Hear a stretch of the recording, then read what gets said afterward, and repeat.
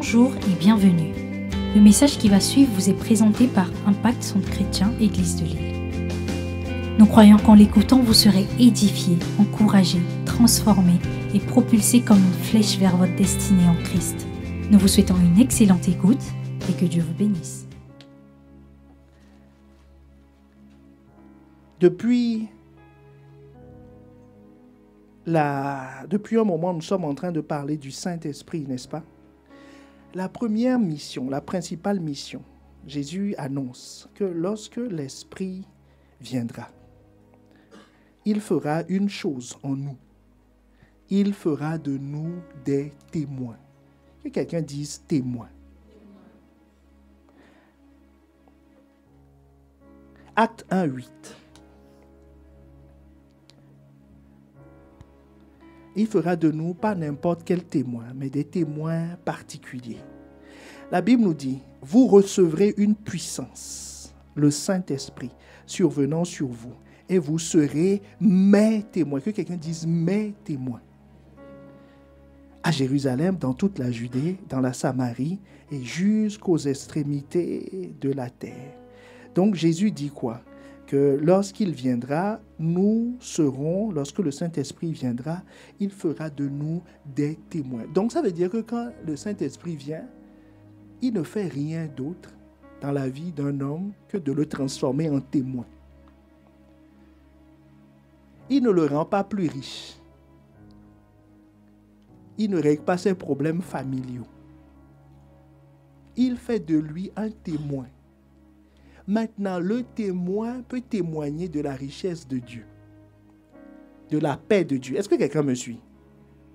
Mais il n'est pas là prioritairement pour ça. Il est là pour faire de toi un témoin. Un témoin, c'est qui? C'est quelqu'un qui a assisté à quelque chose. Tu es d'accord avec moi? Donc, qui a vécu la chose.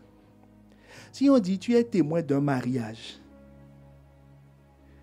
et après, on te montre le marié. Tu dis, ah, c'était lui. On dit, tu étais là ou pas? Tu dois l'avoir vu, tu dois l'avoir connu. Est-ce que quelqu'un me suit? Donc, le témoin, c'est quelqu'un qui a assisté. Là, je ne te parle que du témoin, du mot témoin. Le témoin a vécu. Il était là. Le témoin a fait une expérience physique, une expérience émotionnelle, et une expérience spirituelle. Est-ce que quelqu'un me suit? Tout son être est impliqué dans le témoignage. Il a vu, il a senti, il a goûté ce qui s'est passé. Mais la Bible ne nous dit pas que le Saint-Esprit fera de nous un témoin. Il fera de nous les témoins de Jésus. Pourquoi la nuance est importante? Parce que, regarde, si on dit, la police dit, il y a une annonce qui passe dans le journal. On te dit, on cherche un témoin. Il y a une histoire, puis on a dit, on cherche un témoin. Et toi, tu dis, ah, témoin, j'ai été témoin d'un mariage. Donc, tu vas te présenter au commissariat. Tu dis, je suis témoin. Ah. Et on te dit, qui a volé le scooter? Est-ce que tu as vu quelqu'un? Tu dis non, moi j'ai vu le marié se marier avec la mariée. On dit non, ce n'est pas ce témoignage qu'on cherche. Est-ce que quelqu'un me suit? Le témoignage est rattaché à quelque chose. Le Saint-Esprit fait de nous les témoins de Jésus. Donc c'est ceux qui ont vu Jésus, ceux qui l'ont connu et qui l'ont expérimenté. C'est ça le témoignage qui fait. Il ne nous fait pas expérimenter ceux qui ont roulé dans une grosse bagnole. Et il ne nous fait pas expérimenter celui qui a été guéri. Si tu as été guéri, c'est une étape. Est-ce que quelqu'un me suit? Ce n'est pas la plénitude du témoignage. Il te fait vivre, il dit que tu seras témoin de Jésus. Donc, témoin de Jésus veut dire que quand le Saint-Esprit vient dans une vie, il te fait vivre exactement la vie de Jésus. Est-ce que quelqu'un me suit? Alors que beaucoup veulent l'aide du Saint-Esprit pour qu'il les aide à vivre leur vie, c'est-à-dire leur plan, leur projet. Non, le Saint-Esprit ne vient pas pour ça. Il ne te donne, est-ce qu'on peut baisser les retours s'il vous plaît? Il ne te donne qu'une seule expérience, l'expérience de Jésus. Est-ce qu'on est ensemble? Demande à ton voisin s'il a compris que c'est cette expérience. C'est que Jésus, il ne sait rien montrer d'autre que Jésus. Est-ce qu'on est ensemble? Il ne sait montrer que Jésus. Il ne sait mettre la lumière que sur Jésus. C'est pour ça que Jésus, en partant, a dit, quand il viendra, il ne parlera jamais de lui-même. Mais il vous rappellera tout ce que je vous ai prescrit, tout ce que je vous ai dit. Donc, le Saint-Esprit, quand il vient dans une vie, il vient de faire l'expérience de Jésus. C'est pour ça qu'aujourd'hui, nous allons parler de l'expérience de Jésus. Quelle expérience de Jésus dois-je vivre? C'est le titre de mon message. Est-ce qu'on est ensemble? Quelle expérience de Jésus dois-je vivre? Quand il viendra, il te fera vivre l'expérience de Jésus. C'est-à-dire, il va te faire vivre Jésus comme quand Jésus est né, quand il a grandi, quand il a commencé le ministère. Parce qu'un jour, toi aussi, tu vas commencer le ministère. Est-ce que tu me suis? C'est-à-dire, tu vas commencer à servir d'autres. Il y a un temps où Jésus était incognito, où il recevait, on le nourrissait, on faisait ceci. Il fut un temps, c'est lui qui nourrissait les gens, c'est lui qui s'occupait. Il fut un temps, il a souffert. Qui veut souffrir ici? Non, je recommence. Qui veut vivre la vie de Jésus? Dans la vie de Jésus, il y a l'étape souffrance. Donc, qui veut souffrir? Est-ce que c'est les mêmes mains qui... Demande à ton voisin, tu avais levé la main tout à l'heure.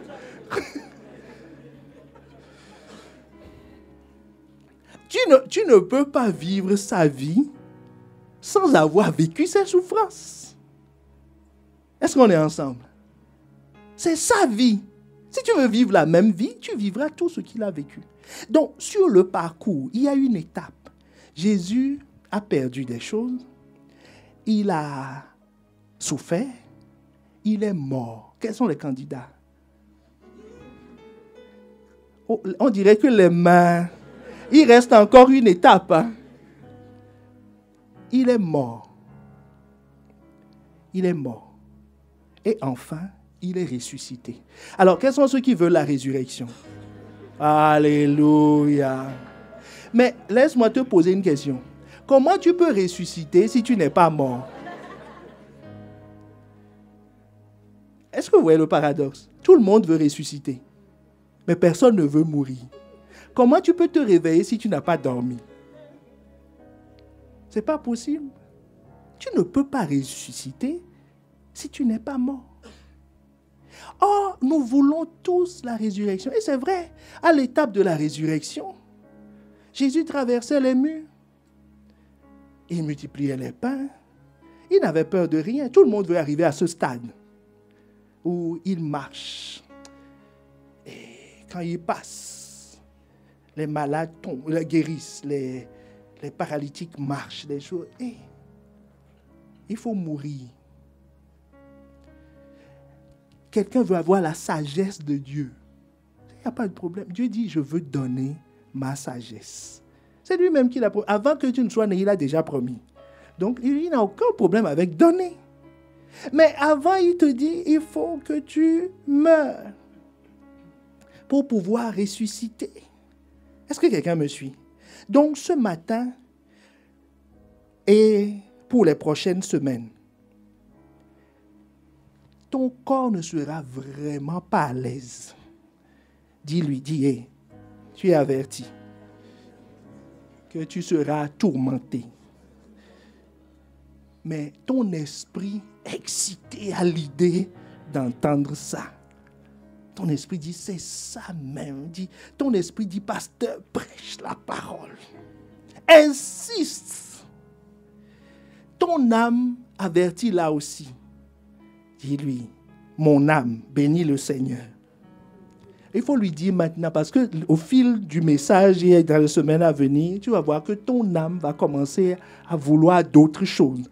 Donc, il faudra lui rappeler qu'au début, je t'avais dit qu'il faut que tu bénisses le Seigneur. Est-ce qu'on est ensemble? Donc, le Saint-Esprit, quand il vient dans une vie, tout le monde veut le Saint-Esprit parce qu'on dit que c'est l'Esprit qui a créé le monde, qui a manifesté la puissance de Dieu, qui délivre, qui guérit les malades, qui chasse les démons, qui apporte la vie. Oui, il dit, ça c'est... Mais pour que je puisse manifester ces choses, il faut que tu vives... Enfin, en fait, pour lui, manifester ces choses, c'est te faire vivre la vie de Jésus. Allons voir ce que l'apôtre Paul nous enseigne dans Philippiens 3, le verset 10 à 11. La Bible nous dit, afin de connaître Christ et la puissance de sa résurrection et la communion de ses souffrances, en devenant conforme à lui dans sa mort, pour parvenir, si je puis, à la résurrection d'entre les morts. Je relis pour quelqu'un. Parce que le cheminement est ici, parce que pour arriver à la résurrection, on n'arrive pas tout de suite à la résurrection. Qu'est-ce qu'il dit? Il dit, afin de connaître Christ et la puissance de sa résurrection et la communion de ses souffrances, en devenant conforme à lui dans sa mort, pour parvenir, si je puis, à la résurrection d'entre les morts. La résurrection, c'est l'étape finale, mais avant, il y a des pertes, il y a des souffrances, il y a la mort. Bien-aimé, si quelqu'un te dit que sois comme tu veux, fais ce que tu veux, viens, je vais prier pour toi, et puis tout à coup, tu vas avoir la vie de Dieu. Il te trompe. Il te trompe. C'est faux. Si tu croises quelqu'un dans la rue et qui te dit, ne va pas à l'école, je vais te donner le baccalauréat. Il te trompe. C'est vrai ou pas? Il faudra aller à l'école. Il faudra souffrir. En hiver, tu es dedans. La nuit, tu travailles. Là, si on te donne le bac, tu seras content. Mais si on te donne ça par un autre moyen, tôt ou tard, quelque chose va se passer. Est-ce que quelqu'un me suit? Donc, il n'y a pas de résurrection sans mort. L'apôtre Paul dit, c'est ça son objectif. Connaître Christ, la puissance de sa résurrection. Il dit, c'est ça mon objectif. Mais avant, je dois passer par la communion de ses souffrances. Je dois devenir conforme à lui dans sa mort pour parvenir à la résurrection qui est ma cible finale. Donc, nous allons parler aujourd'hui de la perte. Nous parlerons des souffrances. Nous parlerons de la mort. Parce que c'est le chemin pour atteindre la résurrection. Parce que c'est la vie de Jésus. La vie de Jésus, avant d'arriver à la résurrection, dans Matthieu 26 par là, le chapitre 1, il est né. Et il a connu des pertes jusqu'à sa mort. Est-ce que vous êtes toujours là? Vous voulez toujours suivre le parcours? Voyage dans la vie de Jésus. C'est ça la vie de Jésus. Est-ce que Jésus a perdu quelque chose? Oui. Dans son enfance, à 12 ans, il a commencé tôt. Très tôt, à 12 ans. À 12 ans, tous les enfants sont avec leurs copains de jeu, n'est-ce pas?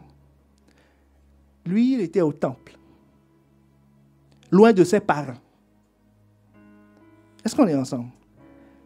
Luc 2. Quand ses parents le virent, ils furent saisis d'étonnement et sa mère lui dit, « Mon enfant, pourquoi as-tu agi de la sorte envers nous? Voici ton père et moi, nous te cherchions avec angoisse. » Et il leur répondit, « Pourquoi me cherchez-vous? Ne savez-vous pas qu'il faut que je m'occupe des affaires de mon père? » Mais ils ne comprirent pas ce qu'il leur disait. Parce que ce discours est incompréhensible pour le monde. Les gens veulent les choses vite, sans trop payer, sans... Il veut que la vie de Dieu se manifeste chez lui sans trop d'efforts. On recrute même des gens qui disent, priez pour moi. Est-ce que quelqu'un me suit? On dit, priez pour moi. Cherchez Dieu, hein? Jeûnez, hein? Et lui-même, il est en train de déguster un sandwich. Et il attend que les résultats arrivent dans sa vie. Ça, c'est le baccalauréat sans école. Il y a un prix à payer. Jésus, avant de commencer dans son ministère, à 12 ans, il s'occupait déjà des affaires de son Père. Mais la particularité, c'est que quand tu perds, tu gagnes en Dieu. Au verset 50, il a abandonné ses copains de jeu. Il a abandonné sa mère. Je te dis qu'il ne comprit pas pour te dire que ce dont on parle ce matin, le monde ne le comprend pas. Mais c'est une loi fondamentale dans le royaume. Donc, je ne veux pas te prêcher, te dire des faussetés. Ce n'est pas notre appel. Ce n'est pas ce que les pères m'ont enseigné. Est-ce que quelqu'un me suit? Il faut qu'on te dise la vérité. Pour avoir la vie, il faut perdre la vie. C'est une loi fondamentale du royaume. Jésus a perdu sa vie d'adolescent. Il était un adolescent atypique, non compris de ses copains et ni de sa mère. Mais au verset 52, la Bible nous dit, Jésus croissait en stature, en sagesse et en grâce.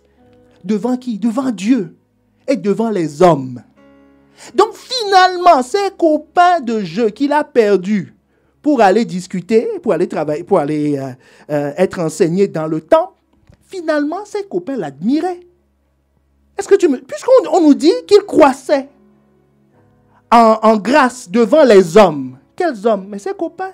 C'est-à-dire, ce que tu crois perdre aujourd'hui, tu vas le regagner. C'est ça la loi fondamentale du royaume. Ce que tu sembles perdre aujourd'hui, tu vas le regagner. Donc, je suis en train de te parler de la loi de la perte. C'est important, la loi de la perte. Parce que tu ne peux pas avoir deux vies en toi. Vous connaissez quelqu'un qui a deux vies? Ça n'existe pas. C'est une seule vie. C'est un seul programme. Simultanément, tu ne peux pas avoir deux. Tu ne peux pas être en 5e et être en 6e. Vous connaissez un élève comme ça? Soit il a quitté, ou il ne peut pas. Tu ne peux pas être marié et être célibataire. Est-ce que ça existe? S'il est marié célibataire, il redeviendra célibataire. Ce n'est pas une prophétie. C'est une observation. Qu'est-ce que je suis en train de dire?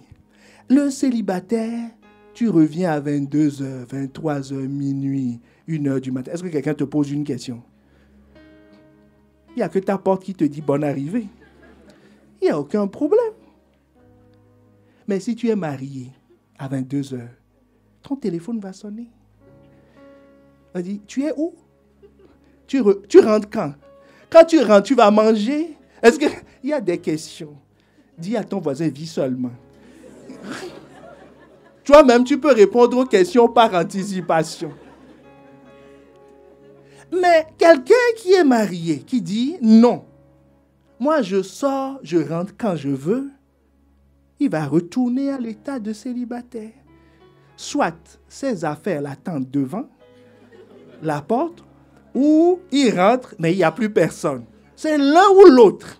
Est-ce que quelqu'un me suit? Donc, tu ne peux pas vivre deux vies simultanément. C'est ça le point. Donc, pour pouvoir vivre une nouvelle vie, il faut que tu renonces à la précédente.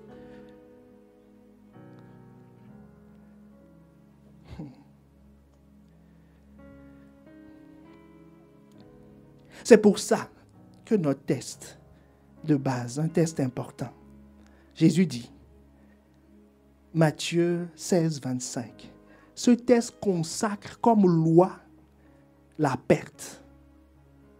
Il dit, celui qui voudra sauver sa vie la perdra. Celui qui veut conserver sa vie la perdra. Mais celui qui la perdra à cause de moi, que quelqu'un dise, la perdra à cause de moi, la retrouvera. Donc ça veut dire que Dieu veut te donner une vie, n'est-ce pas?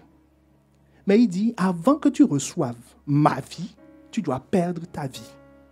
Parce que tu ne peux pas avoir deux vies en toi. Est-ce que c'est clair pour tout le monde? Si tu veux recevoir quelque chose de Dieu, tu dois laisser ce que toi tu as. Viens avec le... Ben, regardez. Je donne à Marc-Antoine ça. Ensuite, je lui donne ça. Donc, il a les mains pleines maintenant. Ça, c'est sa vie. C'est lui qui a ramené le panier. Et on a pris la bouteille du panier. Maintenant, moi, je suis Dieu. Donc, je lui dis, il a prié. Il dit, Dieu, je veux une nouvelle vie. Il dit, oh, mon petit Marco, je t'envoie la petite vie illico presto. Son ange récupère la nouvelle vie et dit, Marco, tiens. Marco, tiens. Est-ce que quelqu'un me suit? Est-ce qu'il peut prendre? Il ne peut pas. Le cadeau est arrivé. Hein? Bon, on tourne. Je vais à côté. Je dis, Marco, tiens. Mais il n'a que 2 mains. Et toutes ses mains sont occupées.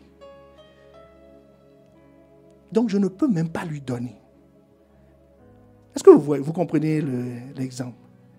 La chose est arrivée. Sa prière est exaucée. La nouvelle vie est à portée de main. Il a entendu dire que Jésus transforme les gens. Il est venu au baptême hier. Il a vu les gens témoigner comment Dieu les a délivrés des problèmes familiaux. Comment il les a délivrés des addictions. Comment un CD du 101 a délivré de l'addiction au jeu instantanément. Donc lui aussi dit, Seigneur, moi aussi je suis addict. Délivre-moi. Il dit, Alléluia. L'ange est venu. On dit, voilà, la révélation. Mais quand l'ange est venu, on dit, mais Marco, prends le truc. Marco dit, j'ai pas. Il dit, donne-moi, je vais prendre ici. On dit, ah non. Ah non, c'est trop précieux. Est-ce que tu me suis? Si tu prends ça, il dit, non. Il faut que tu sois libre. Vous comprenez pourquoi il faut perdre? Quand tu perds, tu as les mains libres. Tu es vide. On peut te remplir. Merci, Marc.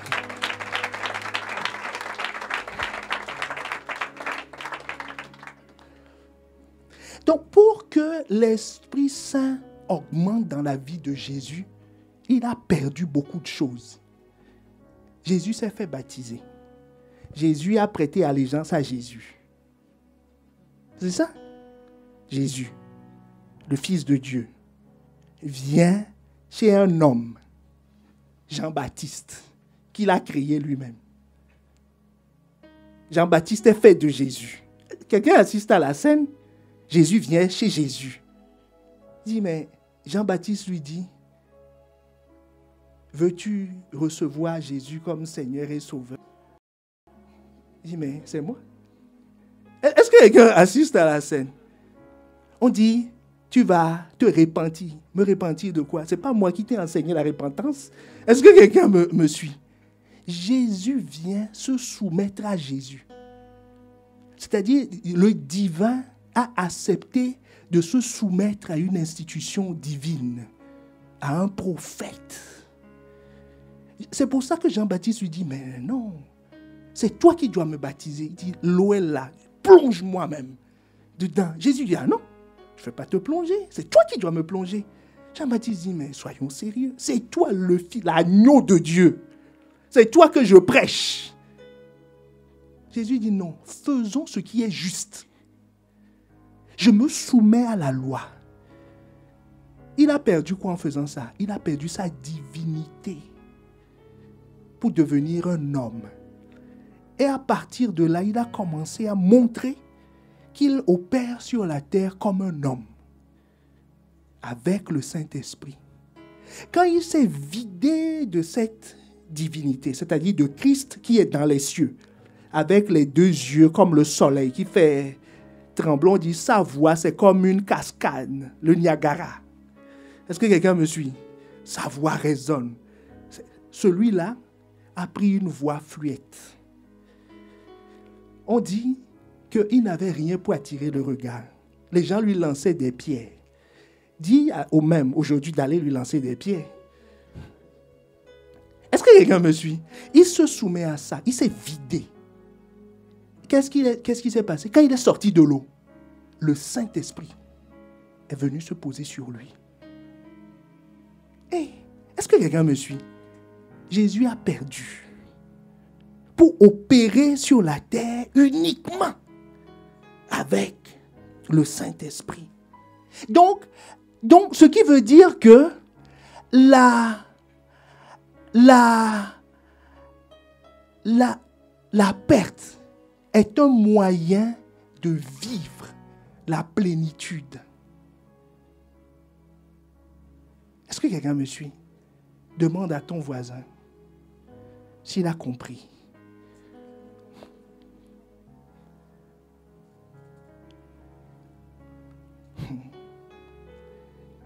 Donc Jésus dit, tu vas perdre. Tu dois perdre pour gagner ma vie. C'est un principe.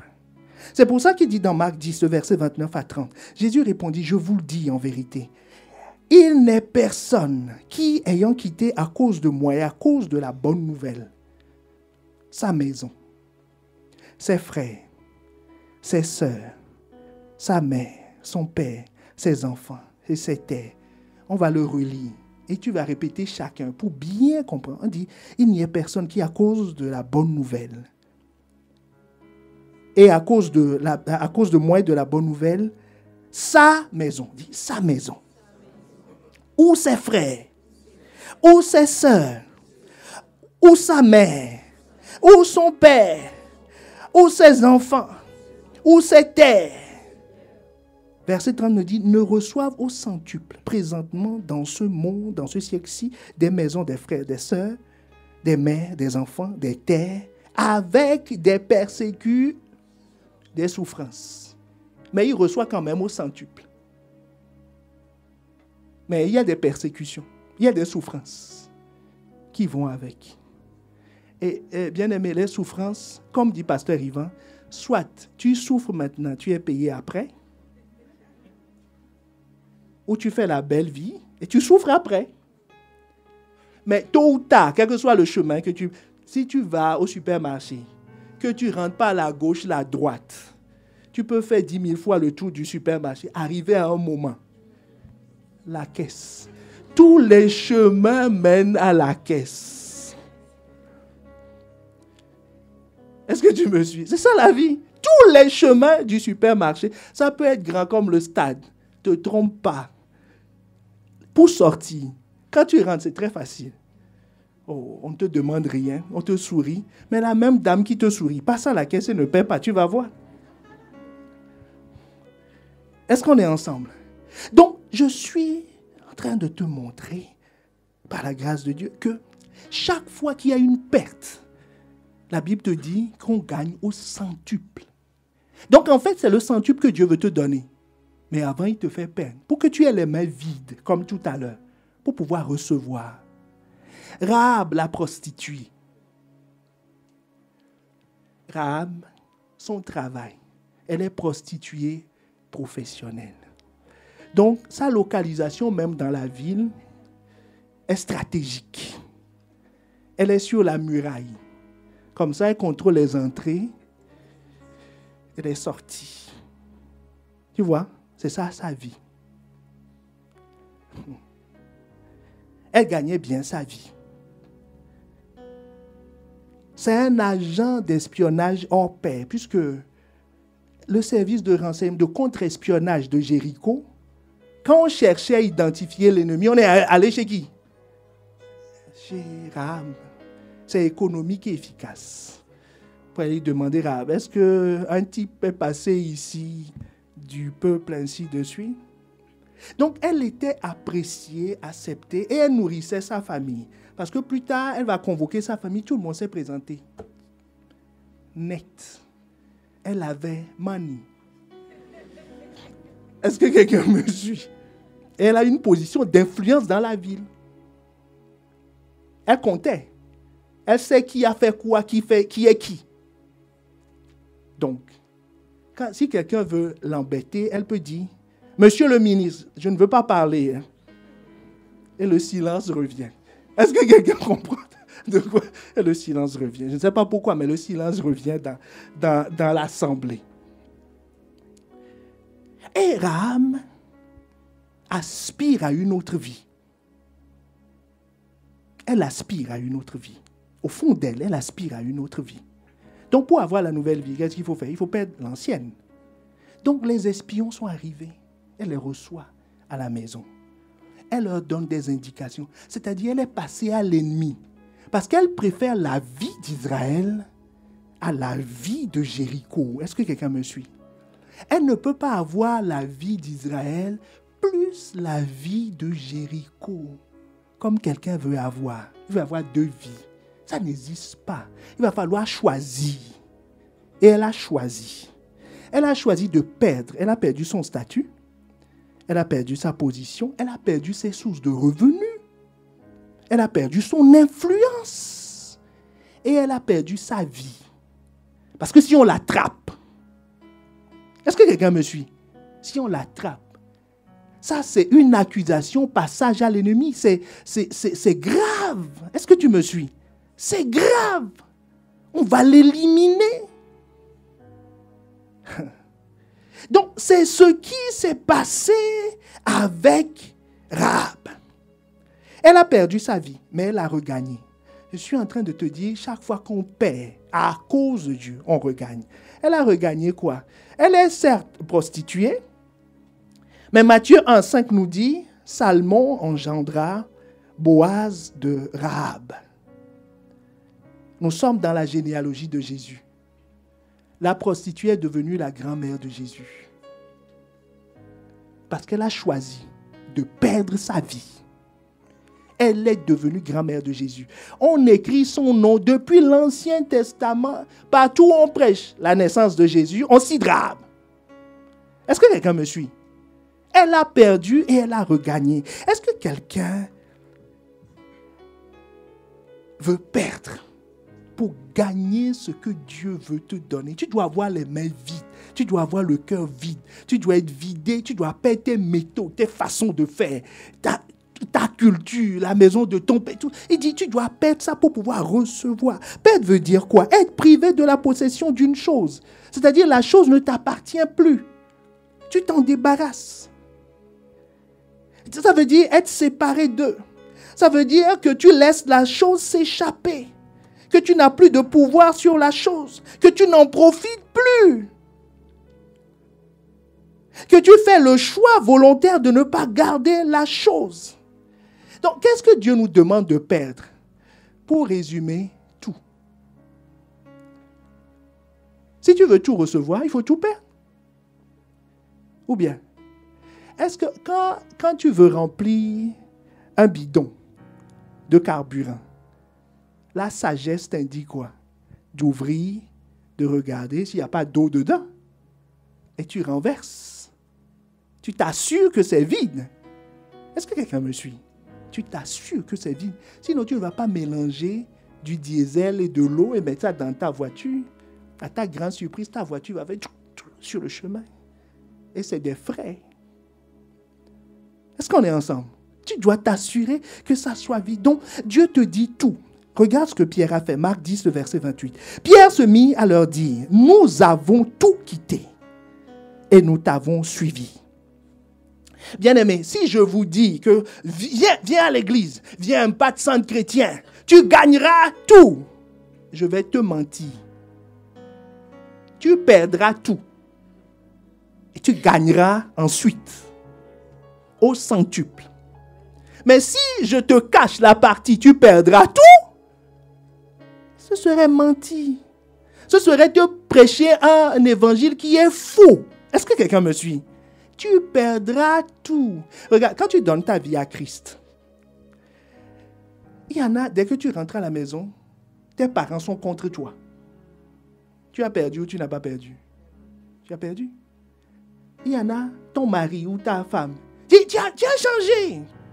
Tu n'es plus comme avant. Tu dis, oh, qu'est-ce qui a changé? Je t'aime toujours. Tu dis, non. Tu es en train de faire quoi? De perdre. Ta famille. Même tes enfants. On dit, mais maman, moi je ne te comprends plus. Papa, moi je ne te comprends plus. Tu es bizarre. Dit, si c'est comme ça, on dit, jeudi prochain. Allô? je ne peux pas venir. Dit, pourquoi? Je ne sais pas, je me sens pas bien. Mensonge. Pourquoi? Parce que il dit, je commence à perdre des choses. Donc je ne veux plus. Mais c'est normal. Dis à ton voisin, c'est normal. Parce que tu ne peux pas avoir quelque chose. Rappelle-toi, tu ne peux pas être marié célibataire. Donc tu perds ta vie, ta liberté de célibataire pour devenir marié. Il faut qu'on se dise la vérité. C'est la vie de Jésus, il a perdu. Déjà, quand tu donnes ta vie à Christ, Philippiens 3, chapitre 2, le verset 3 à 4 te dit, ne faites rien par esprit de parti pris ou par vaine gloire, mais que l'humilité vous fasse regarder les autres comme étant au-dessus de vous-même. Donc, tu n'es plus prioritaire. Tout ça, après avoir donné ta vie à Christ. Avant, c'était moi. Parce que tu as donné ta vie à Christ. Il dit, non, passe. Avant moi. Tu as perdu ou tu n'as pas perdu? Tu perds une position. Quand tu donnes ta vie à Christ, tu viens à l'église, tu jouissais des 100% de tes revenus. Et puis, on prêche sur la dîme. On vient de te faire perdre 10%, amputé de 10% de tes revenus. Dit, c'est tous des voleurs là-bas. Dit, non, le pasteur lui-même, il donne, dit, ah bon? Tu es sûr? Qui a contrôlé? Tu as perdu quoi? Des revenus. Mais Malachie 3,10 va s'appliquer. Tu recevras au centuple.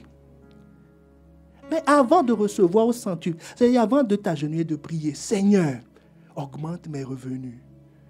Bénis-moi. Oh, envoie de l'huile fraîche sur mes finances. Avant de faire cette prière, assure-toi d'avoir perdu quelque chose. Est-ce que quelqu'un me suit? C'est ça. Sinon, si je te dis autre chose, je te mentirai. Ton temps est amputé. Avant, quand tu sortais du boulot, à 18h, tu rentres à la maison. Tu regardes, c'est quoi la télé à 18h, 19h, enfin quelque chose. Tu regardes quelque chose à la télé, tu mets tes pieds sur la table basse, tu te détends. Et puis, à 23h, tu te couches jusqu'à 7h du matin et tu es fatigué. Maintenant, en Christ, on dit, il y a un séminaire à 19h. Séminaire, mais on est fatigué. Est-ce que quelqu'un me suit? Amputation de ton temps, de tes loisirs. Toi-même, tu avais prévu le pont pour aller dans le sud, profiter du soleil. Et puis on dit, il y a un séminaire. Sur quoi? Même pas sur comment devenir prospère en 2 jours. Gagner des âmes. Dit pasteur, c'est pas possible. Gagner des âmes, pourquoi faire? Qu'est-ce que ça va m'apporter? Mais si on dit séminaire sur les 3 voies majeures pour devenir prospère en 48 heures, et tu appelles l'agence, annulez-moi le voyage, report, ou si on dit pour une percée surnaturelle, tu as dit, on dit le bien non échangeable, non remboursé. Je dis, c'est pas grave. C'est pas grave. Est-ce que quelqu'un me suit? Tu vas perdre. Dis à ton voisin, tu vas perdre. Je t'ai parlé des amis que tu vas perdre. Il y en a qui vont te trouver bizarre. Les richesses, ta famille naturelle, tu risques de la perdre. Quand je dis la perdre, pas forcément, il ne te parle plus. Mais c'est plus ça, quoi. Est-ce que quelqu'un me comprend? Tu te trouves différent. Et tu vas même perdre ta sécurité. Jésus dit, Luc 9, 58, les renards, il dit, tu veux me suivre, hein? Il dit, oui, Jésus, je te suivrai. Partout où tu iras. Les renards ont des tanières. les oiseaux du ciel ont des nids, mais le Fils de l'homme n'a pas un lieu où il puisse poser et reposer sa tête. Hein? Et il dit, c'est comme ça. Bon, d'accord. Jésus, je vais réfléchir. Et puis, je te dirai demain, à la première heure, sans faute. Jésus dit, je n'ai pas d'adresse. Mais en même temps, c'est lui qui donne des maisons. Au centuple. Mais il dit, si tu me suis, tu vas perdre ta maison.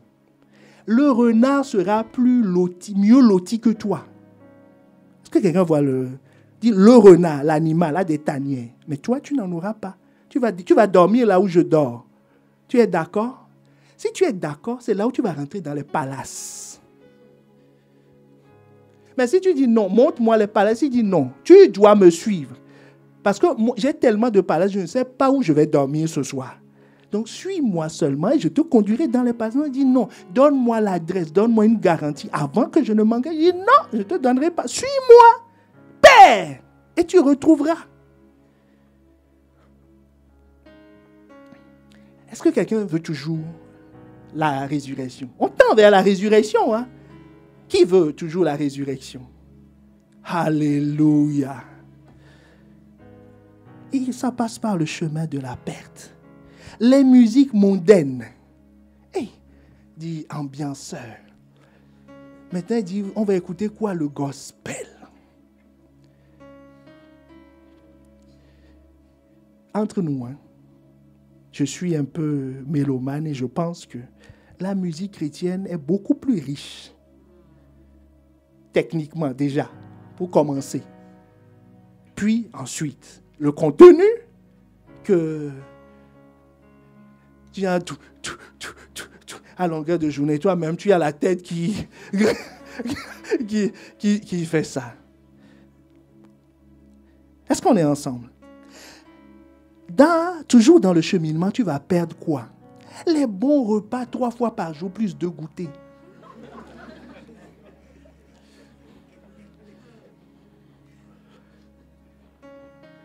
Tes repas risquent de se réduire à 1, sans les 2 goûters. Et ça, c'est si pasteur Yvan n'a pas dit au popiazo. Est-ce que tu me suis?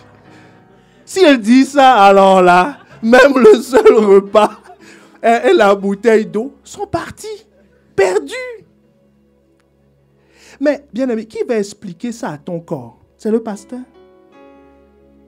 C'est toi?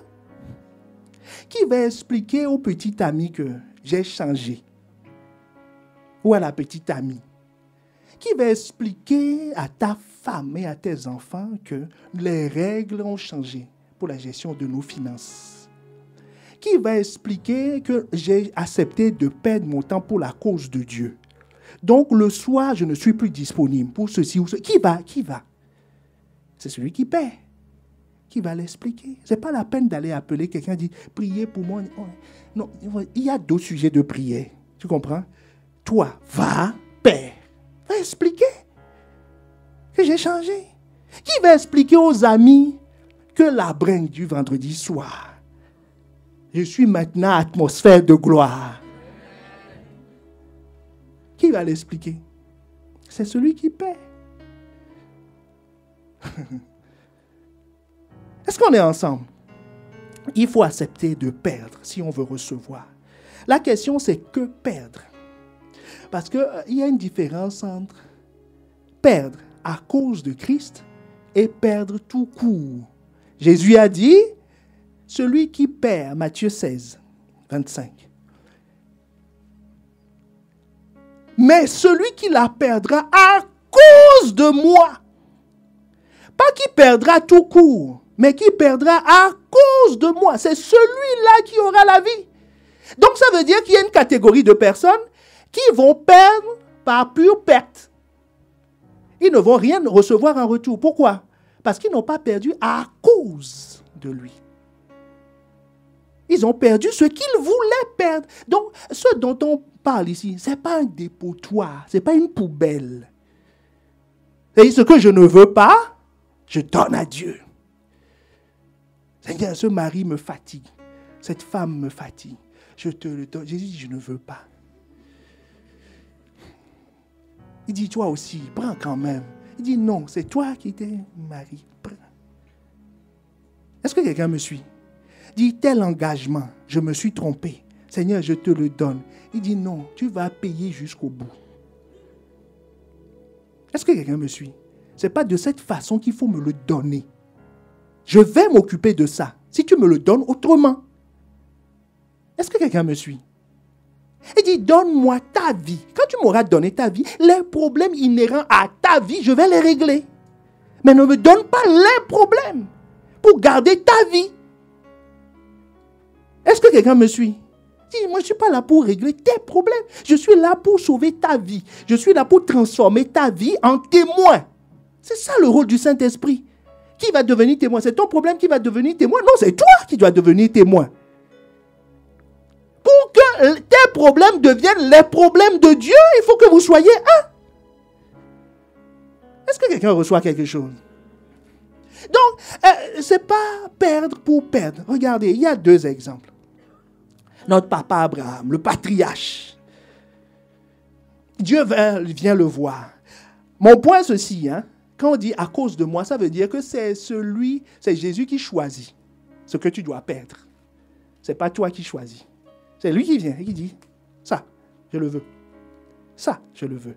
Ce n'est pas toi qui dis, non, Dieu, j'ai regardé chez moi, j'ai pensé à toi. Et puis, je pense que ce problème, ça t'irait bien. Il dit, non, c'est moi qui choisis. Abraham, il avait un problème dans sa vie. Il avait Ismaël. Il avait une famille compliquée. Tous les matins, maman Sarah se lève. Il dit, c'est peu qui nous fatigue. Chasse-le de la maison, ainsi de suite. Papa Abraham n'avait plus où mettre de la tête. Et Dieu est venu le voir. Genèse 22. Dieu lui dit, prends ton fils. Il dit, comment? Il s'est dit, alléluia. Dieu a vu mes craintes, mes problèmes. Il pensait tout de suite à Ismaël, disant, je vais te le sacrifier illico presto. Comme ça, la paix va revenir dans ma maison. Il dit, ton fils, ton unique. Il dit, ton unique. Bon. Et Dieu dit, celui que tu aimes. Il dit, là où tu vas, là où tu vas, je commence à ne plus aimer. Parce que là, il voit que le chemin s'éloigne d'Ismaël.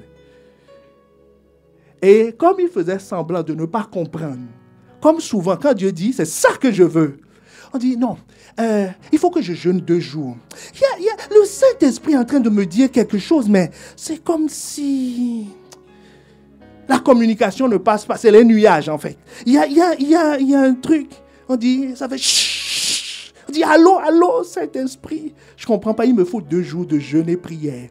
Oh, non, quelqu'un a dit au pasteur à mon sujet. Donc, je vais aller dans mon temps d'intimité pour voir.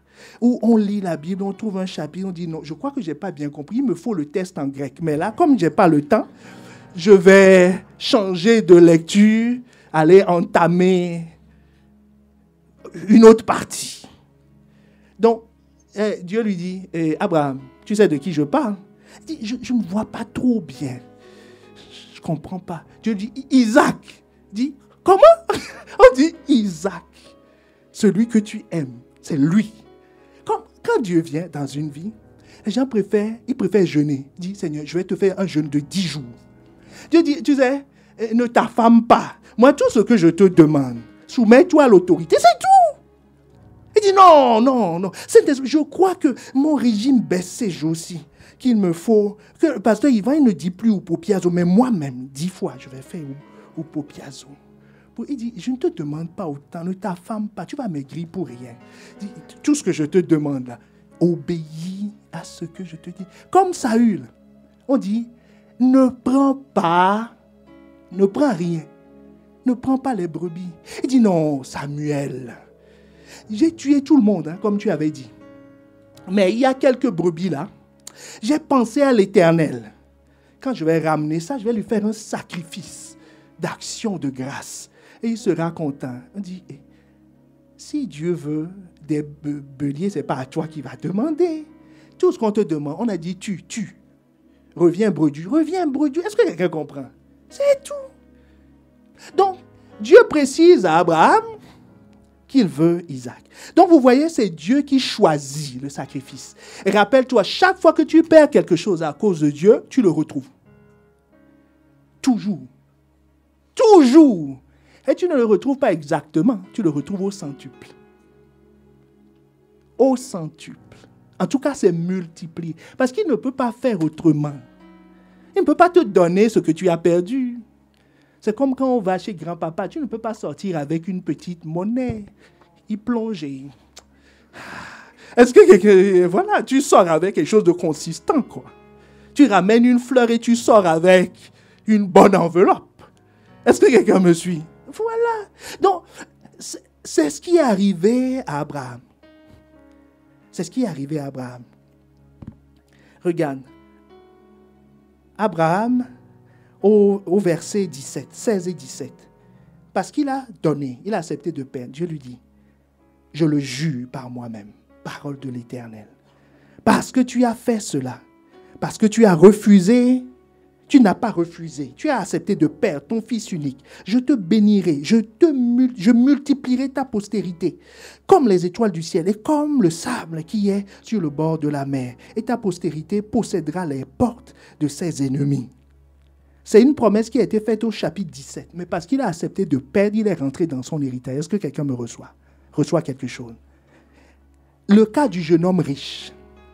Le jeune homme riche, lui, c'est Matthieu 19, versets 16 à 24. Et voici un homme s'approcha de Jésus. Il dit, Maître, que dois-je faire de bon pour avoir la vie éternelle?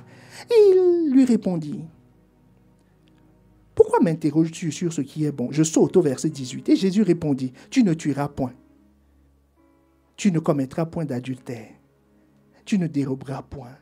Tu ne diras pas de faux témoignages. Honore ton père et ta mère. Tu aimeras ton prochain comme toi-même. Le jeune homme dit, j'ai observé toutes ces choses. Il n'y a pas de problème. Vous savez, tout le monde ne vole pas. Tout le monde ne commet pas l'adultère. Vrai ou pas vrai? Tout le monde ne triche pas. Tout le monde ne fait pas de faux témoignages. Et lui particulièrement, il honore son père et sa mère parce que c'est un héritier. Donc il a intérêt à honorer papa et maman. Donc il n'a aucun problème avec tout ça. Mais, donc, qu'est-ce qu'il a fait? Il a lui-même choisi ce qu'il va faire. Et il a fait. Jésus dit, parfait. Bon, maintenant tu vas faire ce que moi je te demande. C'est moi qui demande les sacrifices. Il dit, va et vends tout ce que tu as. Tu seras parfait. Il dit, si tu veux être parfait, ou que quelqu'un dise, si tu veux être parfait, il dit, va, vends tout ce que tu possèdes, donne-le aux pauvres, et tu auras des trésors dans le ciel, puis viens et suis-moi.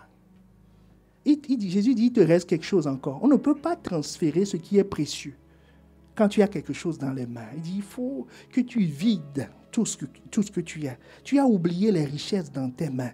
Il dit, donne-moi ça. Donne-moi ça. Donne-moi ça. Et tu pourras me suivre. Tu pourras me suivre. Autrement dit, pourquoi il n'arrivait pas à tout donner? Parce qu'il est parti. Il a dit à Jésus, si c'est comme ça, je vais réfléchir. Je quitte l'église. C'est trop dur. C'est trop difficile. Je ne veux plus.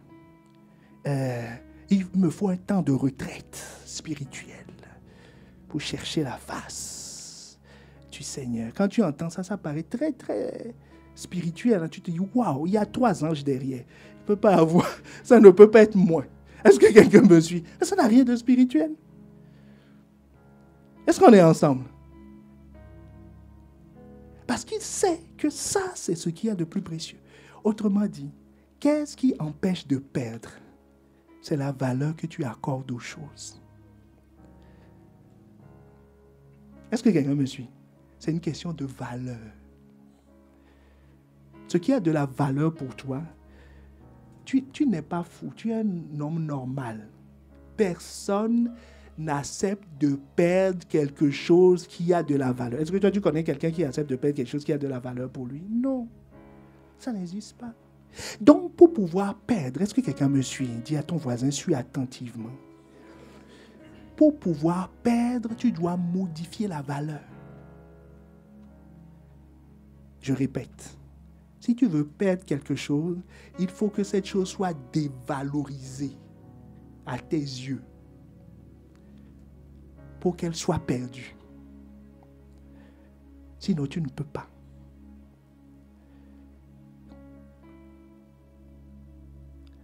Est-ce qu'on est ensemble? La valeur que tu donnes aux choses détermine, est capitale.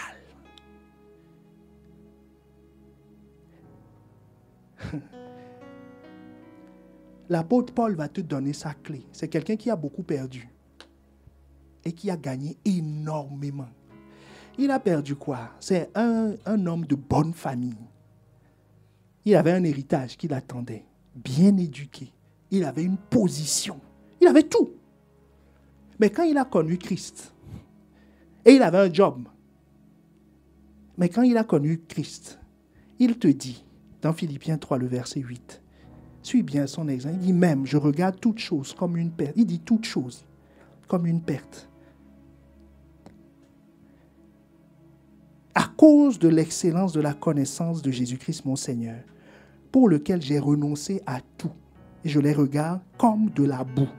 Les choses qui ont de la valeur, sa carrière et tout ça, il te dit quoi? Je regarde ça comme de la boue. La boue, c'est quoi? Est-ce qu'on vend une boue au marché?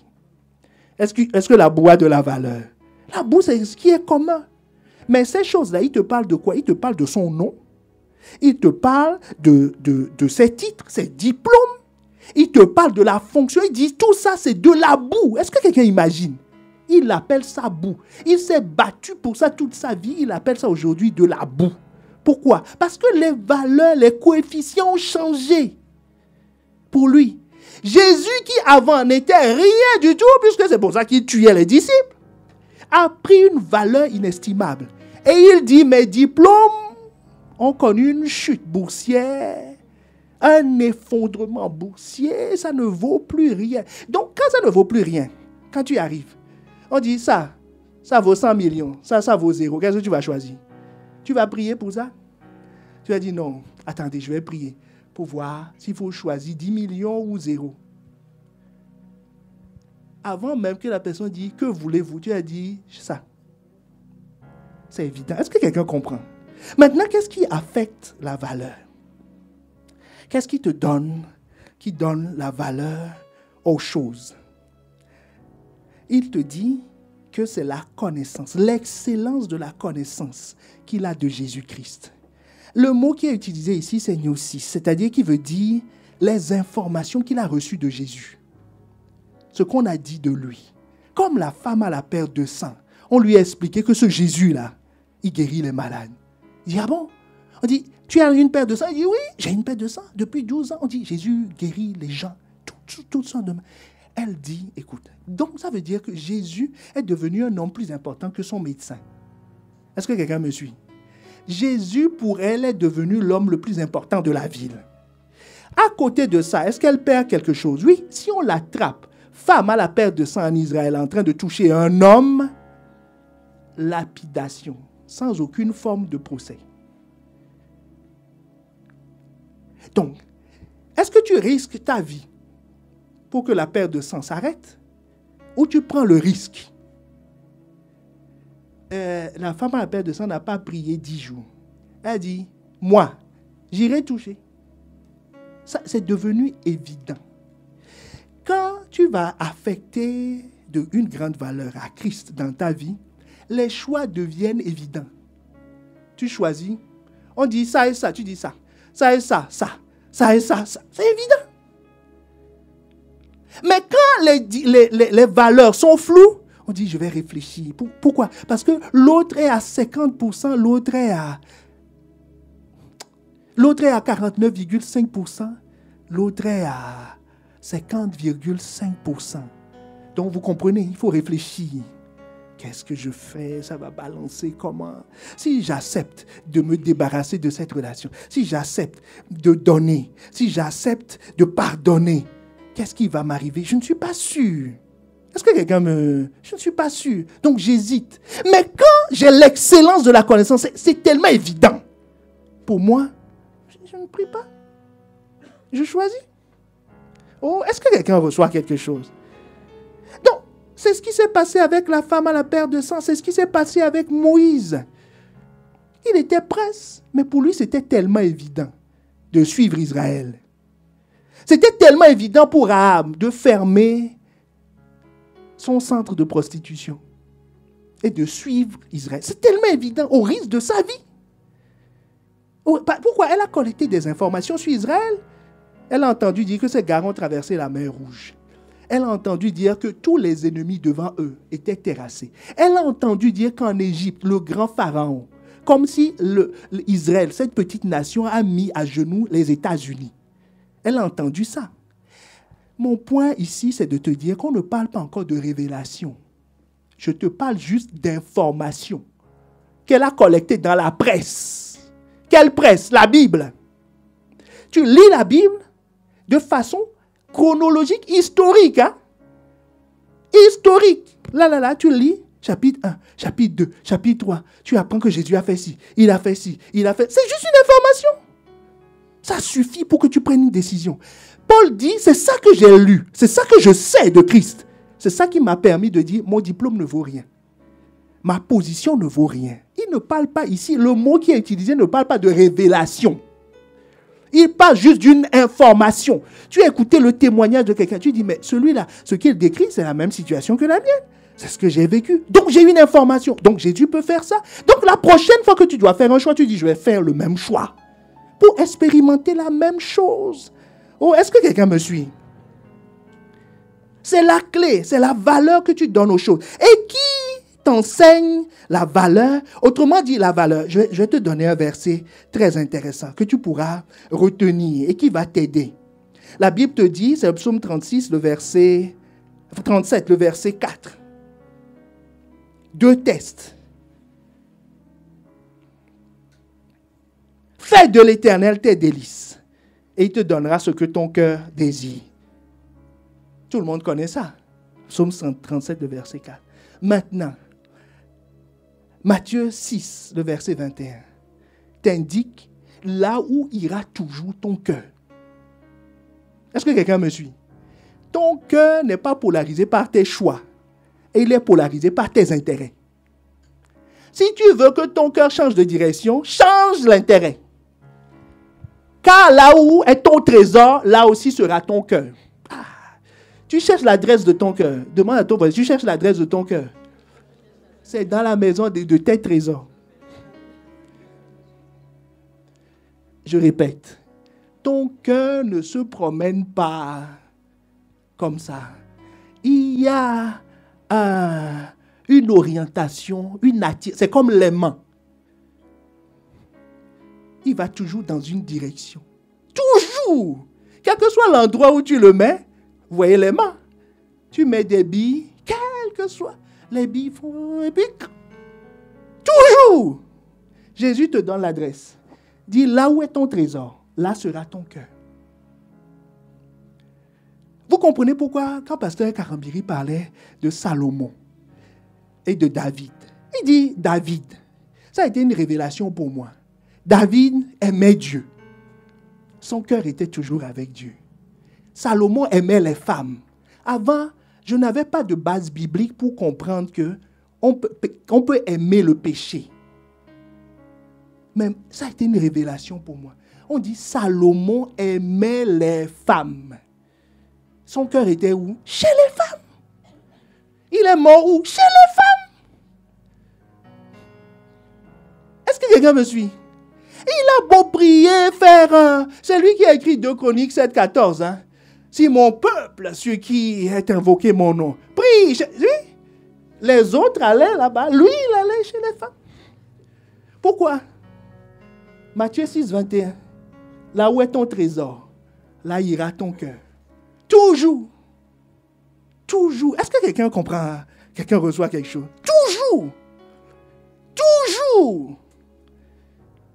Si tu aimes la présence de Dieu, ce ne sera pas très difficile de se lever et de prier, de lire la Bible. Là où est ton trésor, là sera ton cœur. Puisque pour appeler la jeune fille ou le jeune garçon, ou l'ancien garçon ou l'ancienne fille, On est tous passés par là. À minuit, tu n'es pas fatigué. Tu parles, tu ne sais même pas de quoi vous parlez, mais tu parles seulement. Pourquoi? Ton cœur est là-bas. Pourquoi? Il y a un trésor. C'est tout. Tu parles. Tu parles. Tu dis, de quoi on va parler aujourd'hui? Tu ne te poses même pas la question. Mais quand le trésor n'est pas en Dieu, on dit, il faut prier, il va être 6 heures, qu'est-ce que je vais encore dire? Et il est ennuyeux, je ne sens rien. Tu es là? Est-ce que quelqu'un me suit? Là où est ton trésor, là sera ton cœur. Donc, l'enjeu, c'est l'affectation des trésors, des valeurs. Et qui t'aide à faire ça? C'est la parole. C'est la parole de Dieu.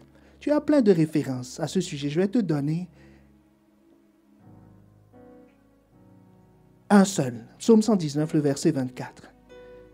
Ou 47. Je fais mes délices de tes commandements. Je les aime. Je les aime. Je les aime. Je les aime. Donc ton cœur sera naturellement polarisé vers ce que Dieu veut. Est-ce que quelqu'un me suit? Tu pourras perdre facilement parce que tu as affecté une grande valeur à ça. Tu te dis, je ne perds rien. Et ce que je perds, je l'aurai au centuple. Est-ce qu'on est ensemble? Maintenant, comment savoir si tu perds réellement? Que tu perds à cause de Dieu ou tu perds tout court? C'est important de le savoir. Perdre à cause de Dieu ou perdre tout court. Si tu perds à cause de Dieu, ça veut dire que tu dois avoir la vie. Puisqu'il dit, si tu perds, tu auras. Donc si tu n'as pas, ça veut dire que tu ne perds pas comme cela se doit. Parce que ce n'est pas une promesse, Matthieu 16, 25. Ce n'est pas une promesse. Il dit, celui qui voudra sauver sa vie la perdra. C'est un fait. Mais celui qui la perdra à cause de moi, la retrouvera. Donc, si tu perds à cause de Christ, la vie, tu auras la vie. Mais la vie, c'est qui? C'est là où nous parlons du Saint-Esprit. Rappelle-toi, l'information vient de la parole. Les instructions de la parole. Je ne parle pas de révélation. Je te dis simplement ce qui est écrit. Applique-le, vis-le. Et quand tu vis ça, tu es en train d'expérimenter le gnosis. Cette connaissance, cette forme de connaissance. 2 Corinthiens 3, le verset 6 te dit, il nous a rendus capables d'être ministres d'une nouvelle alliance, non de la lettre, non du gnosis, mais de l'esprit. Car la lettre tue, mais l'esprit vivifie. L'esprit vivifie comment? Donc, je suis en train de te dire que si tu commences à tenir compte des informations, comme la femme à la paire de sang, comme Rahab, la vie va être injectée. Par qui? Par le Saint-Esprit. Le Saint-Esprit se met en mouvement. Le Saint-Esprit se met en mouvement comment? La Bible nous dit dans 2 Thessaloniciens 5, le verset 23, qu'il impacte tout ton être. Que le Dieu de paix vous sanctifie lui-même tout entier. Que tout votre être, l'esprit, l'âme et le corps soient conservés irrépréhensibles lors de l'avènement de notre Seigneur Jésus-Christ. Donc il impacte quelle partie? L'esprit, l'âme et le corps. Le Saint-Esprit ne peut pas te donner moins que ça. Ce que tu donnes dans la chair, ton corps donne, tu le reçois en esprit. Est-ce que quelqu'un me suit? L'exemple, je te donne un exemple et nous avançons. Corneille. Il est romain. Il n'est pas d'Israël. Mais un ange est venu chez lui. L'ange vient lui dire quoi? Que tes prières et tes aumônes sont montées. Et que nous venons te donner ce que tu as perdu. Il a perdu quoi? Des aumônes. Il a perdu de temps dans la prière. L'ange vient lui dire, nous allons te le redonner. Ah bon? Il dit, comment? Il dit, non, on va te le redonner. Va chercher Pierre. Il a amené Pierre. Il se dit, Pierre va nous expliquer qui est Jésus. Il va nous parler quoi? Et Pierre leur parlait. Et qu'est-ce qu'il a reçu? L'Esprit. Est-ce que quelqu'un comprend? Il a donné dans le corps. On lui a redonné esprit, âme et corps. Chaque fois que tu perds quelque chose à cause de Dieu, esprit, âme et corps, tout ton être sera impacté. Ce n'est pas une partie de toi. C'est très important de le comprendre. Quand tu obéis à Dieu, esprit, âme et corps seront impactés par la parole. Par la parole. Esprit, âme et corps. Pas une partie de ton être. Tout ton être. Tout ton être. Comment il le fait? Dans l'esprit. Galates 4, versets 6 à 7. Parce que vous êtes fils, Dieu a envoyé dans nos cœurs l'esprit de son fils, lequel crie Abba, Père. Nous avions parlé de ça les dimanches précédents. Il te connecte à Dieu. Première chose. Ainsi, tu n'es plus esclave, mais fils. Et si tu es fils, tu es aussi héritier. Qui peut recevoir? C'est les héritiers. Donc, il t'envoie l'esprit pour te préparer comme une piste d'atterrissage. C'est pour ça que la Bible nous dit dans Romains 8, 15 et 16 que c'est le prémisse. L'esprit vient d'abord, c'est le prémisse. C'est les prémices. Il vient pour préparer la piste. Et après, les gros porteurs vont arriver. Quel gros porteur? Toi-même, tu ne sais même pas. Il te dit ce que l'œil n'a point vu, ce que l'oreille n'a point entendu. C'est ça qui va arriver. Mais l'esprit vient d'abord. Il te connecte, il prépare le terrain. Donc, il impacte ton corps, pour ton esprit, pour préparer le terrain, faire de toi un héritier, quelqu'un qui est capable de recevoir. Deuxième chose, il va impacter ton âme.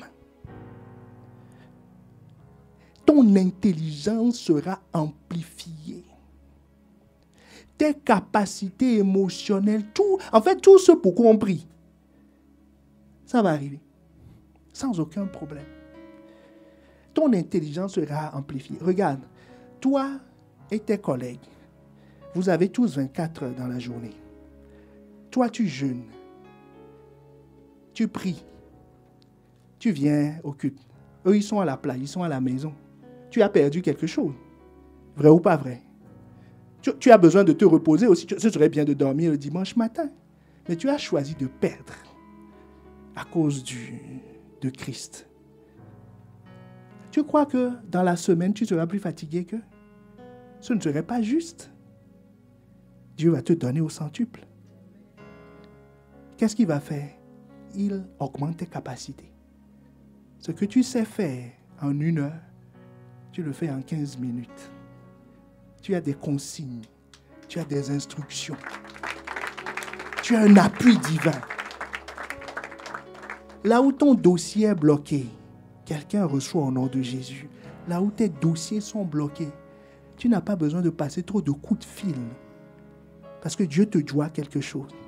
Il parle aux gens, à ton sujet. Il réveille les gens la nuit, à ton sujet. Il te redonne au centuple ce que tu as, les idées pour capter les marchés. Parce que tu as pris du temps pour le chercher. Selon ce qu'il a dit, ce n'est pas en fuyant le travail que tu l'as fait parce que ça fait partie de ta vie. Tu ne peux pas avoir les mêmes 24 heures que les autres. Ce n'est pas possible. Parce que tes revenus ont été amputés de 10% plus les offrandes et tout ça, les 90% seront largement suffisants. Il te donne au centuple. Au centuple. Au centuple. Ah!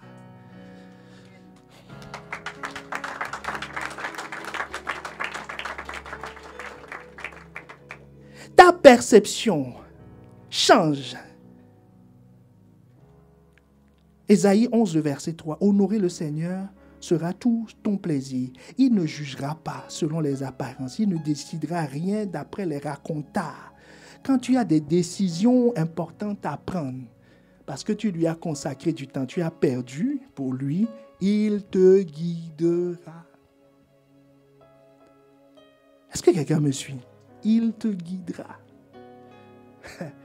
Et maintenant, il impacte aussi ton corps. Il impacte ton corps comment?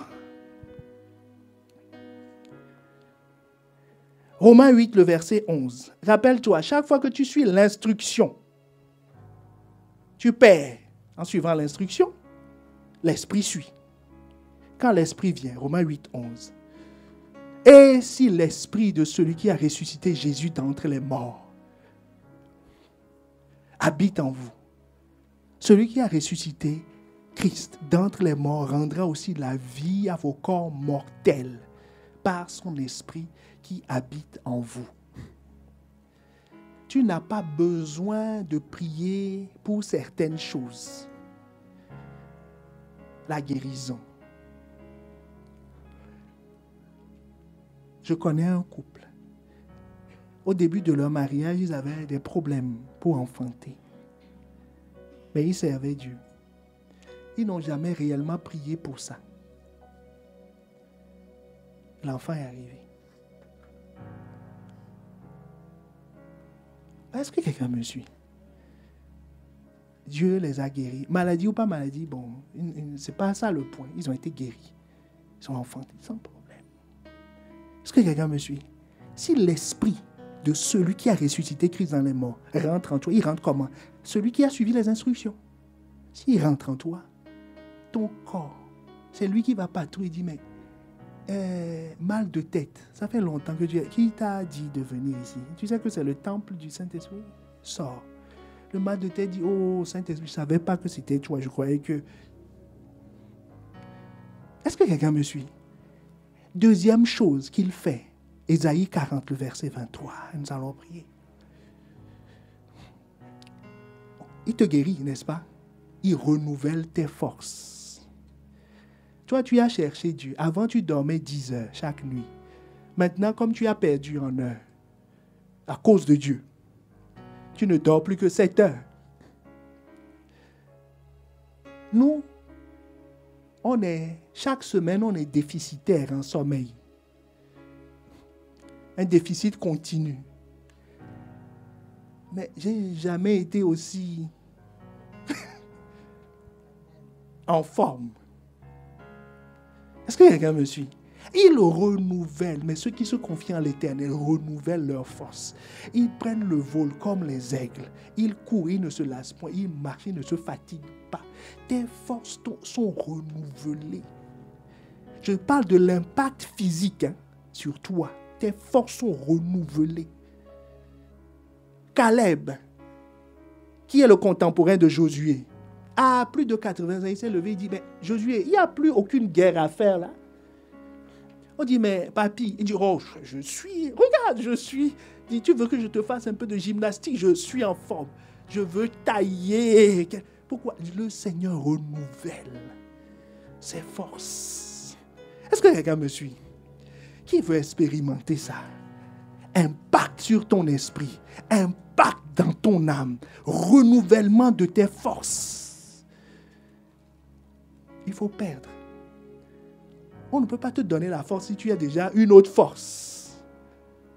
On ne peut pas te donner une nouvelle intelligence si tu as déjà ton intelligence. On ne peut pas te donner des révélations spirituelles si tu as déjà ta connaissance. Dis, mais garde ta connaissance. La première étape, ce n'est que la première étape. Il ne t'a pas encore sacrifié. Il ne t'a pas encore dit, mets la tête. On va couper. On n'est pas encore là-bas. Il ne t'a pas dit, quand on va couper, tu revivras à une nouvelle vie.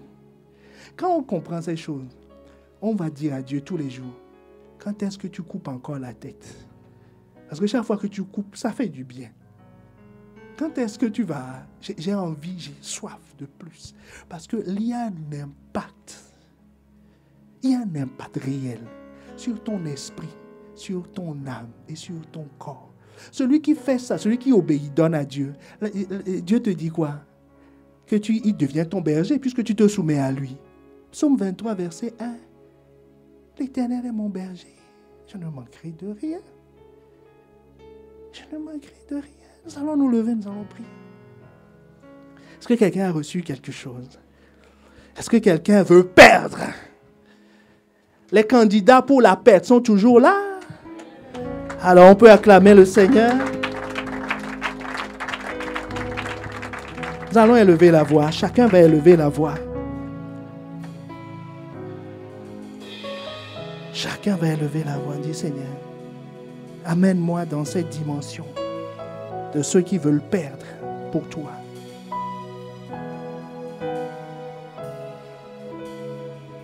Qui acceptent de perdre ce qu'ils ont pour recevoir ta vie. Être impacté esprit, âme et corps.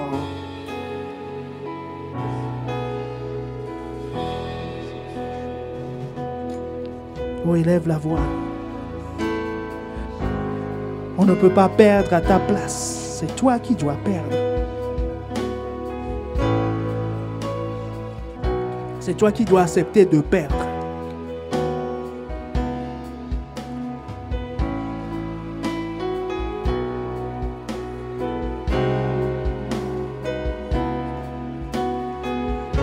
Oh, élève la voix, demande à Dieu merci parce que je comprends que c'est pour mon bien, c'est pour mon bien, c'est pour mon bien, c'est pour mon bien.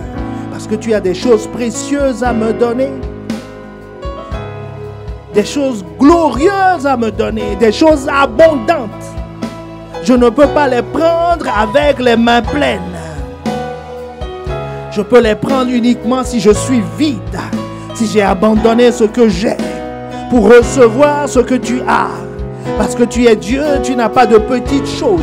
Tu n'as que de grandes choses. Élève la voix, élève la voix. Supplie-le, supplie-le, supplie-le. Il y a quelqu'un dans son cœur, il résiste encore. C'est une bataille. On ne te demande, il te dit, veux-tu? Jésus a accepté de perdre sa vie.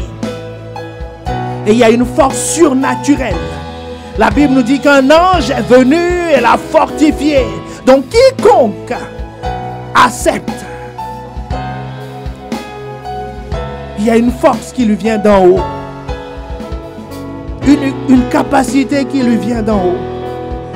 Oh, élève la voix, supplie. Seigneur, aide-moi, aide-moi. C'est ça ta vie. Ta vie est une vie de perte pour gagner un nom qui est au-dessus de tout nom. Et moi aussi, je veux m'asseoir avec toi dans les lieux célestes, dans une position de gloire. Mais avant, je dois perdre des choses. Oh Seigneur, amène-nous, amène-nous, amène-nous, amène-nous dans cette dimension. Amène-nous, amène-nous, amène-nous, amène-nous, amène-nous. Ah, je vais lancer 2 appels. Si tu es ici et que depuis toujours tu as cru qu'on pouvait obtenir des choses de Dieu sans se donner à lui. C'est vrai, il y a des choses qu'on peut obtenir de lui, mais c'est des miettes. Parce que la Bible nous dit, il fait lever son soleil sur les bons et sur les méchants. Donc, il y a des choses qu'il fait à tout le monde. Mais les choses précieuses, les choses glorieuses, les choses qui vont changer radicalement ta vie, c'est-à-dire Christ venir habiter en toi. Pour le faire, il faut que toi, tu lui donnes ta vie. Comment lui donner sa vie? C'est de lever les mains simplement. Donc, si au son de ma voix, tu te sens concerné. Qui est concerné? C'est celui qui n'a jamais donné sa vie à Christ. Si tu ne l'as jamais fait, c'est que tu as besoin de le faire.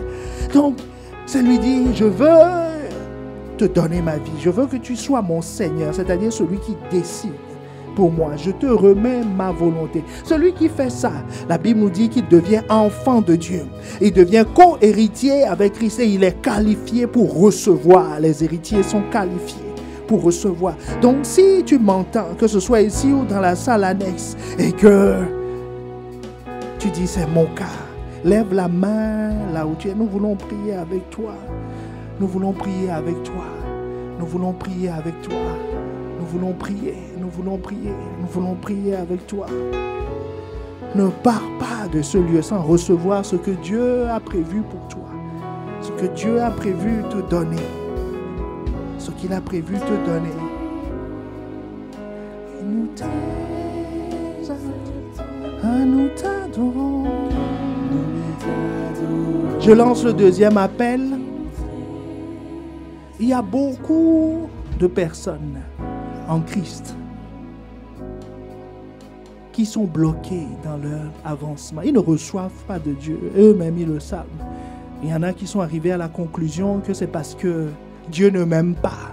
Il préfère certains. Mais la Bible nous dit, l'instruction divine nous dit que Dieu ne fait acception de personne. Donc, il donne à chacun librement. Mais il donne à ceux qui acceptent de perdre. Et je reconnais que c'est une chose qui n'est pas communément enseignée, le fait de perdre pour recevoir. Si tu comprends aujourd'hui, s'il t'a interpellé, Si tu vois qu'il y a des choses qu'il t'avait demandé, mais tu as préféré lui donner autre chose, lève la main, nous allons prier. Je parle à des gens qui ont reçu Christ et qui constatent qu'ils ne reçoivent pas assez de Dieu parce que leur main est pleine, leurs cœurs sont pleins. Si tu es dans cette catégorie, lève la main, lève la main, lève la main. C'est ça qu'il veut que tu fasses. C'est ça qu'il veut que tu fasses. Lève la main, fais un effort supplémentaire, sors des rangs et avance. Nous allons prier ensemble. Nous allons prier ensemble. Nous allons prier ensemble.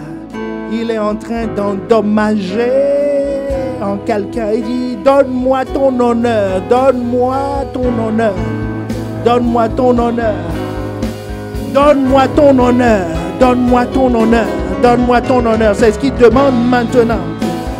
Parce qu'il veut te donner de plus grandes choses. Il veut couvrir ta honte. Donc tu vas élever la voix et tu vas dire, Seigneur, maintenant j'ai compris que tu ne me demandes pas grand-chose. Tout ce que tu me demandes, c'est le sacrifice que toi tu as désigné.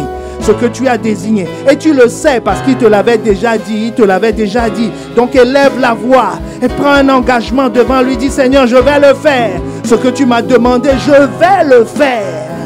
Ah, je ne veux pas te donner des substituts. Je ne veux pas te donner des veaux gras pour te calmer. Tu as dit, tu l'es, tu l'es, tu l'es, tu l'es. C'est ce qu'il a dit à Saül. Il a dit, détruis tout ce que tu verras. Élève la voix toi-même et prie. Élève la voix et prie.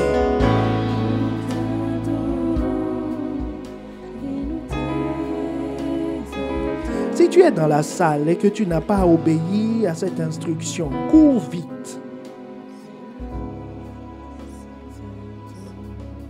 Nous t'adorons. Oh, élève la voix et demande à Dieu, Seigneur, pardon pour ces temps d'errance. Pardon pour n'avoir pas obéi plus tôt, mais maintenant, merci pour le jour de grâce. Le jour de grâce. Oh, tu peux répéter après moi, merci Seigneur, pour ce jour de grâce, pour ce jour de visitation. C'est toi qui me visites, c'est toi qui me parles, c'est toi qui m'interpelles à nouveau, parce que tu veux me communiquer quelque chose.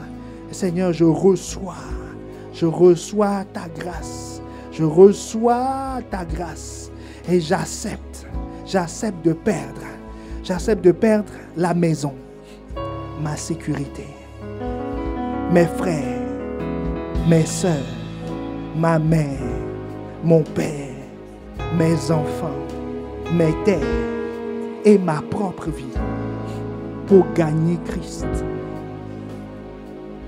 Accorde-moi la grâce de le faire parce que je veux recevoir de toi, pas des miettes, mais pleinement ce que tu veux me donner, entièrement ce que tu veux me donner. Je n'ai pas besoin d'une nouvelle révélation, j'ai besoin de suivre l'instruction que tu m'as déjà donnée. Et par ta grâce, que ton esprit me conduise dans toute la vérité. Que ton esprit restaure mon âme. Que ton esprit guérisse mon corps et renouvelle mes forces dans le nom de Jésus. Merci Seigneur de ce que tu le fais infiniment, abondamment, au-delà de ce que je peux penser, imaginer ou entendre. Par ta grâce, tu le manifestes pour la seule gloire de ton nom, dans le nom de Jésus. Amen, amen, amen. Avant de vous asseoir, j'aimerais prier avec vous. Seigneur,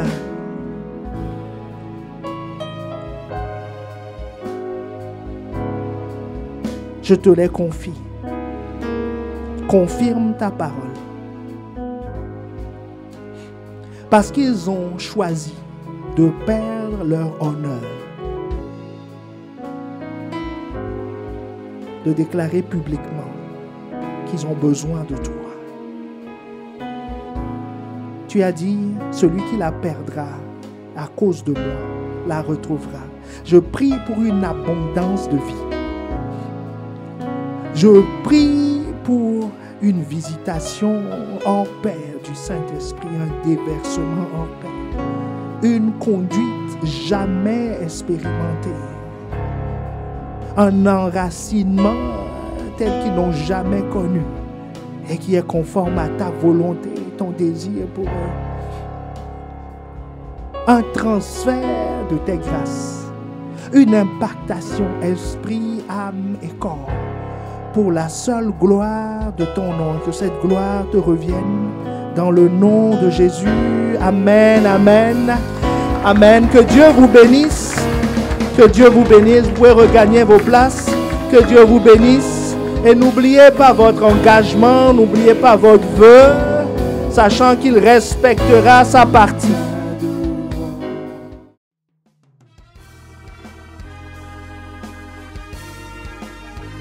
Nous espérons vivement que vous avez été édifiés par ce message. Pour en savoir plus sur notre Église, rendez-vous sur notre page Facebook Impact Centre Chrétien-Campus Lille ou téléphonez-nous au 33 7 83 88 23 16. À très bientôt et que Dieu vous bénisse.